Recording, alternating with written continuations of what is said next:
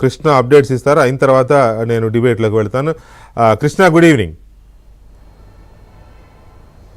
Good evening PK. Rammohan Naidu ఈ Indigo వ్యవహారంలో పనిచేసిన తీరుని, స్పందించిన తీరుని మోదీ మెచ్చుకున్నారు అనేది ఎంతవరకు వాస్తవం?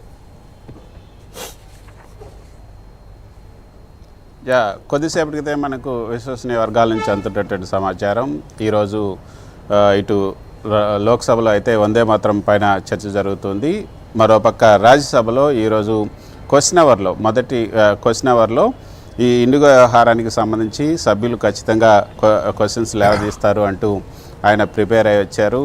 రామ్మోహన్ నాయుడు ఏదైతే క్వశ్చన్ అడిగారో దాన్ని సుమోటాగానే దాన్ని ఎక్స్టెండ్ చేస్తూ ఈ ఇండిగో వ్యవహారానికి సంబంధించి ఇండిగో సంక్షోభం ఎలా వచ్చింది, తర్వాత దాన్ని ఎలా పరిష్కరించాం, తర్వాత ఇకపైన ఎలా చర్యలు ఉండబోతున్నాయి అనే వివరాలన్నీ కూడా ఆయన ఇవ్వడం జరిగింది. దానికి సంబంధించి మొత్తానికి యొక్క వ్యవహారాన్ని ఏ విధంగా ట్యాకిల్ చేసాము అన్నది కూడా ఆయన చెప్పడం జరిగింది. అయితే వీకే ఇక్కడ మొత్తంగా ఇది 2 years నుంచి అంటే FDTL flight duty timings limitations, ఈ FDTLని ఫ్లైట్ డ్యూటీ టైం లిమిటేషన్స్ని 2 years నుంచి వాళ్ళు ముందుగానే ఇచ్చేశారు. అన్ని స్టేక్ హోల్డర్స్ ఎవరైతే ఉన్నారో వాళ్ళందరితో చర్చించారు. ఆ తర్వాత November 1 నుంచి కూడా అమలు చేయాలని నిర్ణయించారు. November 1 నుంచి అన్ని సంస్థలు కూడా అమలు చేస్తున్నాయి. సో November 1 నుంచి December 1, 2 వరకు కూడా ఈ యొక్క ఇండిగో కూడా అలౌ చేసింది, అవి ఫాలో అయింది. రోస్టర్ డ్యూటీలో కూడా అంతా సక్రమంగా జరిగింది. 2వ తారీఖు కూడా ఎవరైతే ఈ యొక్క ఇండిగోకి సంబంధించి FDTLలో కొన్ని రిలాక్సేషన్స్, తర్వాత కొన్ని వివరణలు అవి కావాలని కూడా మినిస్ట్రీకి రావడం జరిగింది. మినిస్ట్రీకి వచ్చిన తర్వాత వాళ్ళకు వాటికి సంబంధించి వివరణ కూడా ఇవ్వడం జరిగింది. సడన్గా 3వ తారీఖు ఎందుకు జరిగింది? ఇది ఆశ్చర్యం వేస్తున్నటువంటి విషయం. అసలు ఏం జరిగింది లోపల, ఎందుకు ఇంత సెట్ బ్యాక్ అయింది? ఇన్ని అంటే ఒకటి ఎయిర్ బస్ ఒకటి మాత్రమే ఈ యొక్క ఆపరేషన్స్ని ఈ యొక్క రద్దయినాయి. మిగతా ఆపరేషన్స్ ఇంటర్నేషనల్ కానీ లేకపోతే ATR కానీ మిగతా ఆపరేషన్స్ ఇండిగోకి సంబంధించి అవి మాత్రం ఎక్కడా కూడా ఏమాత్రం అవి డిస్టర్బ్ కాలేదు. ఒక ఎయిర్ బస్సు ఇవి మాత్రమే డిస్టర్బ్ అయినాయి. ఎందుకు డిస్టర్బ్ అయినాయి? ఎందుకు మీరు ఈ యొక్క రోస్టర్ డ్యూటీని సక్రమంగా చేసుకోలేదు? ఇంతవరకు చేసిన వాళ్ళు సడన్గా ఎట్లా అయింది, ఎందుకు కొలాప్స్ అయింది అన్న దానిపైన ఇప్పుడు తాజాగా అయితే ఇన్వెస్టిగేషన్ చేస్తున్నారు. ఈ యొక్క ఇండిగో CEOకి ఇచ్చినటువంటి షోకాజ్ నోటీస్కి మరికొద్దిసేపట్లో ఆయన రిప్లై ఇవ్వబోతున్నారు.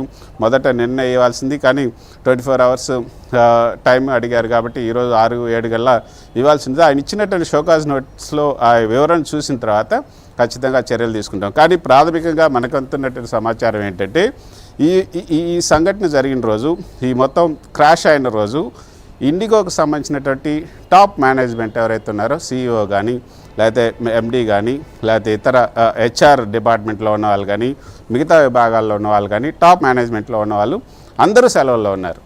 ప్లస్ ఆ రోజు ఖతార్ ఎయిర్వేస్కి సంబంధించి ఇంటర్వ్యూస్ జరుగుతున్నాయి. ఆ ఇంటర్వ్యూల్లో కూడా ఈ ఇండిగోకి సంబంధించి 30-40% వాళ్ళు ఆ ఇంటర్వ్యూలో పాల్గొన్నట్టుగా తెలుస్తుంది. సో ఈ విధంగా మిస్మేనేజ్మెంట్ జరిగింది అన్నది ప్రాథమికంగా వస్తున్నటువంటి సమాచారం. సో ఒకవేళ HR ఒక సెలవులు ఇవ్వాలని అనుకున్నప్పటికీ కూడా అందరికీ మాస్గా అందరికీ ఒకేసారి ఎలా సెలవులు ఇస్తారు? తర్వాత 2260 మంది పైలట్లు ఉన్నారు ఎవరికి ఈ యొక్క ఇండిగోలో. సో అటువంటి అంతమంది పైలట్లు ఉన్నప్పుడు ఒక 50 మంది 60 మంది FDTL అమలు చేసినా కూడా వాళ్ళకి ఒక 50 మంది 60 మంది మాత్రం ఎక్కువగా పైలట్లు కావాల్సి ఉంటుంది. వాళ్ళని అరేంజ్ చేసుకోవడంలో కూడా పెద్ద ఇబ్బంది లేదు. రోస్టర్ డ్యూటీలు మార్చుకోవడంలో కూడా వాళ్ళకి పెద్ద ఇబ్బంది రాకూడదు. కానీ సడన్గా వచ్చింది. ఎందుకు వచ్చింది? డీటెయిల్డ్గా మైన్యూట్గా ఈ యొక్క విచారణ జరుపుతున్నారు. ఉన్నత స్థాయి బృందం కూడా 15 రోజుల్లోగా తన నివేదిక ఇవ్వబోతుంది. ఈలోగా ఈ షోకాజ్ నోటీస్కి ఇచ్చి తర్వాత ఆ షోకాజ్ నోటీస్లో ఇచ్చినటువంటి వివరణను బట్టి తప్పకుండా చర్యలు తీసుకుంటాం. తగినటువంటి మూల్యం చెల్లించాల్సిందే ఇండిగో దీనికి. ఎందుకంటే 6.5 లక్షల PNRలు ఆగిపోయాయి. వాళ్ళందరికీ కూడా సుమారు 610 కోట్ల రూపాయలు డబ్బును వాపసు చేశారు. అయినప్పటికీ కూడా ఈ ప్రయాణికులకు కలిగినటువంటి అసౌకర్యం, ప్రభుత్వానికి వచ్చినటువంటి చెడ్డ పేరు, వీటన్నిటిని దృష్టిలో ఉంచుకొని ఈ ఇండిగోకి అయితే బుద్ధి చెప్పాలని కేంద్ర ప్రభుత్వం. మంత్రి రామ్మోహన్ నాయుడు పనితీరు పట్ల ప్రధానమంత్రి పూర్తి సంతృప్తిని వ్యక్తం చేశారు అనేది అదైతే అంతవరకు ఓకేనా?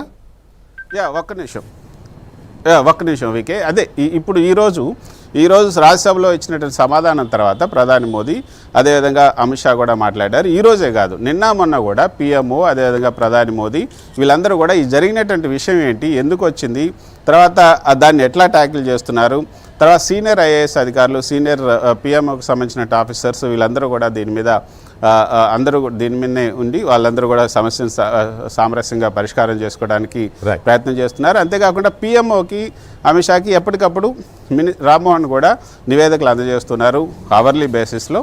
ఈరోజు కూడా ఆయన మాట్లాడిన తీరు కానీ ఏదైతే ఇండిగోదే ఇది మొత్తం తప్పంతా ఇండిగో సరైనటువంటి మూల్యం చెల్లించుకోవాల్సిందే. సో మన తరపు నుంచి అంటే ఇప్పుడు వీళ్ళు ఎగ్జిక్యూట్ చేసేవాళ్ళు కాదు, ఆపరేటర్స్ వాళ్ళు ఉన్నారు, ఎయిర్పోర్ట్ ఆపరేటర్స్ వేరు, తర్వాత ఎయిర్లైన్స్ ఆపరేటర్స్ వేరు. వీళ్ళు ఓన్లీ గైడ్లైన్స్ ఇవ్వగలరు, తర్వాత వాటిని రెగ్యులేట్ చేయగలరు. అంతేగాని ప్రభుత్వం యొక్క పరిధి ఎంత అన్నది కూడా ఒకసారి ఆలోచించుకోవాలి ఎవరైనా కూడా. సో ఆ పరిధి మేరకు ఖచ్చితంగా రామ్మోహన్ నాయుడు అంటే మొదటిసారి ఒక యూనియన్ మినిస్టర్ అయినప్పటికీ కూడా తనకున్నటువంటి అనుభవంతో చక్కగా దీన్ని ట్యాకిల్ చేయగలిగారు. సమస్య వచ్చినప్పుడు దాన్ని ఎదుర్కొని ఆ సమస్యని తనకు అనుకూలంగా సానుకూలంగా మలుచుకోగలిగారు అన్నది ప్రధాని మోదీ అదేవిధంగా అమిత్ షా మిగతా మంత్రులంతా కూడా ఈరోజు రాజ్యసభలో కానీ లోక్సభలో కానీ తన